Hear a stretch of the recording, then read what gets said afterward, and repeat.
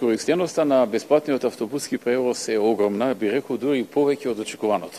Ако очекувавме некаде помеѓу 20 и 22.000, од она што го имам како информација, минатиот месец 25.000 студенти го користеле бесплатниот автобуски превоз, што е заштеда за нив околу 420.000 евра.